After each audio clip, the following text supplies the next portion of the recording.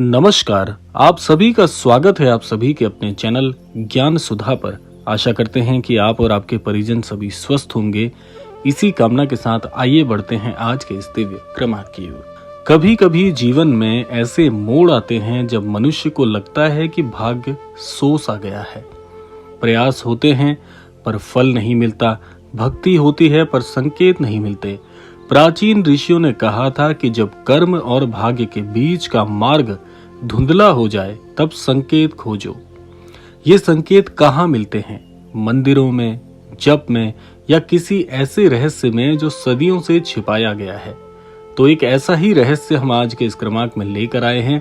तो अगर आप तक भी आज का एक क्रमांक पहुंचा है तो बड़े ध्यान से इस क्रमांक को सुनना है, क्योंकि क्रमांक के ठीक अंत में जो ज्ञान आपको मिलेगा, निसंदेह आज के इस कलयुग में अपने भाग्य को चमकाने के लिए, अपने भाग्य को परिवर्तित करने के लिए, अपने जीवन की कठिनाइयों से दूर जाने के लिए बहुत ही सटीक प्रयोग है।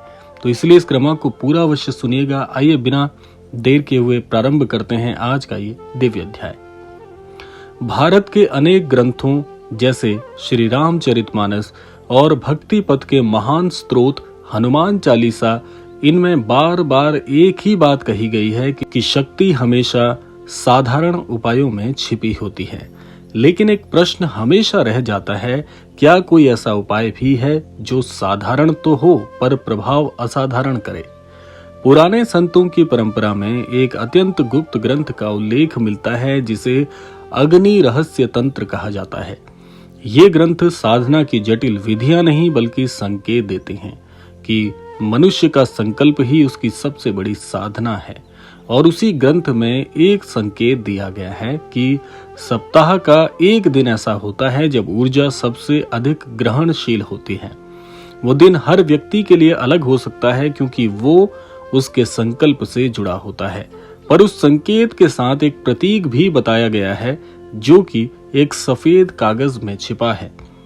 जी हाँ, एक साधारण सा सफेद कागज। लेकिन सफेद ही क्यों?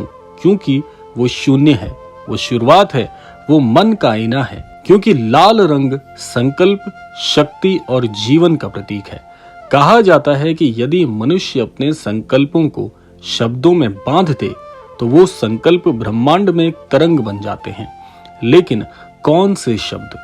यही वो रहस्य है जो साधारण उपाय को सिद्धि बना देता है। संतों की परंपरा कहती है कि हनुमान भक्ति में सबसे बड़ी शक्ति है अचल विश्वास, और उसी विश्वास से जुड़ा है एक दुर्लभ मंत्र जो साधारण पुस्तकों में नहीं मिलता बल्कि गुरु परंपरा में संकेत के रूप में दिया जाता है। पर उससे पहले समझिए वो विधि जिससे आप इस संपूर्ण ज्ञान को, इस अद्भुत ज्ञान को एक जगह पर पिरो पाएंगे। सबसे पहले जान लेते हैं विधि और रहस्य के विषय में, जो कि मुख्यतः क्रमांक के ठीक अंत में हम आपको बताएंगे। लेकिन इसकी विधि का जो मार्ग है वो आइए अब जान लेते हैं।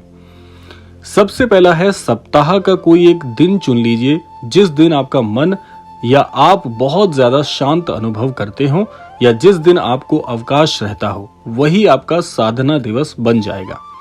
दूसरी चीज है, उस दिन स्नान आदि के बाद पूर्व दिशा की ओर मुख कर आपको बैठना है।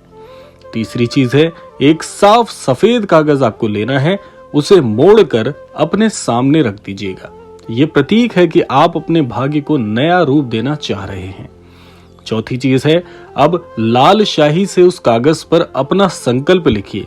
बहुत लंबा नहीं, लेकिन केवल एक वाक्य में यदि वो पूरी तरह से आ जाए तो उस स्वरूप में आपने अपने मन का वो संकल्प लिखना है जो आप अपने जीवन में पूरी तरह से आजमाना चाहते हैं, जिसको अपने जीवन में आप ग्रहण करना चाहते हैं, धारण करना चाहते हैं। वो हर व्यक्ति का संकल्प अलग अलग हो सकता है। पांचवी चीज है, अब उस संकल्प के नीचे लिखना है एक ऐसा दिव्य मंत्र जो इस साधना का सबसे मूल भाग है। और इस मंत्र को बताने से पहले हम आप सभी को बता दें कि ये मंत्र आपको हमारे डिस्क्रिप्शन बॉक्स में मिल जाएगा। वहां से इस मंत्र को ज्यों का त्यों आप ले लीजिएगा। और क्योंकि आपने इस विधि में इस मंत्र को पूरी तरह से लिखना है, इसका प्रयोग होना है, बड़े ध्यान से इस मंत्र को आपने इसका उच्चारण सुनना भी है जो अब हम आपको बताएंगे, और लिखना भी बहुत स्पष्ट है। तो वो दुर्लभ मंत्र है, ओम ह्रीम पवन सुताय संकट विनाशाय दीप ज्योति नमः। ये मंत्र प्रार्थना नहीं है, एक आवाहन है, ये शब्द नहीं एक संकेत है। छठा काम आपने करना है, इस कागज को मोड़कर अपने पूजा स्थान में रख देना है। सातवीं चीज आपने करनी है, ये कार्य आप 3 मंगलवार तक उस कागज के सामने दीपक जलाकर 11 बार इसी मंत्र का जप करके करेंगे। फिर से आपको बता देते हैं, लगातार 3 मंगलवार तक उस कागज के सामने एक दीप प्रज्वलित करके 11 बार इसी मंत्र का जाप करके आप इसको संपूर्ण करेंगे। तो ये 7 आपको क्रमवार हमने वो चीजें बताई हैं जो ऐसे ही आपको करनी है। अब जान लीजिए कि इस विधि को करने से परिवर्तन क्या होंगे, ये सबसे अंतिम रहस्य है।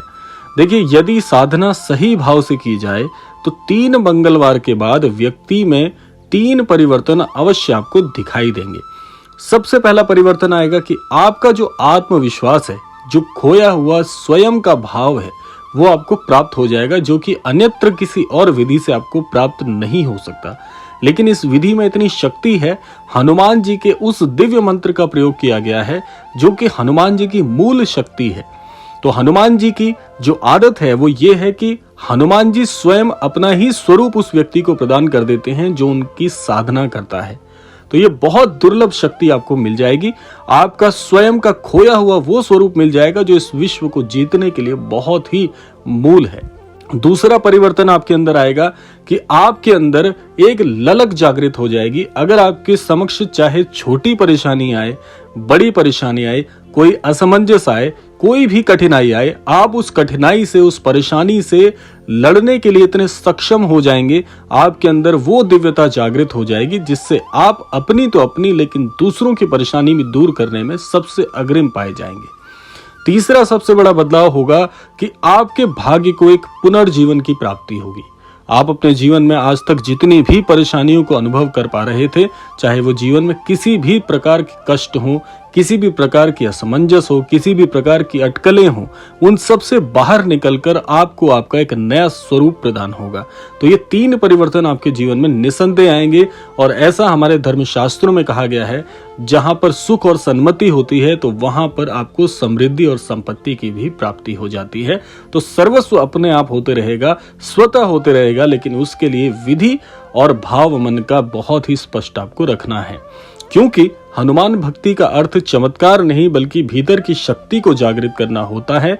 और जब मनुष्य भीतर से बदलता है तभी उसका भाग्य भी पूरी तरह से परिवर्तित हो जाता है। तो यदि आप इस रहस्य को समझ गए हैं तो याद रखिएगा, उपाय कागज नहीं करता, उपाय आपका संकल्प करता है। तो इसीलिए यही कामना करना चाहेंगे कि आप अपने जीवन में सुख, समृद्धि और सन्मति की प्राप्ति कर पाएं। महाराज जी का आशीर्वाद और हनुमान जी की भक्ति की आपको प्राप्ति हो। इसी कामना के साथ विदा लेने का समय आ गया है। यही कामना करना चाहेंगे कि हम सभी के जीवन में महाराज जी का आशीर्वाद बना रहे। हमारे सभी अनन्य दर्शक और श्रोतागणों को महाराज जी का और हनुमान जी का आशीर्वाद यूं ही मिलता रहे। जितने भी नए अनन्य दर्शक अभी इस क्रमांक को सुन रहे हैं, देख रहे हैं और श्रवण कर रहे हैं, कृपया चैनल को सब्सक्राइब कर लीजिएगा और बेल आइकन को प्रेस कर लीजिएगा ताकि हमारे वीडियोस आप तक सबसे पहले पहुंचे। इसी कामना के साथ विदा लेते हैं, मिलते हैं अगले क्रमांक में। तब तक के लिए जय गुरुदेव।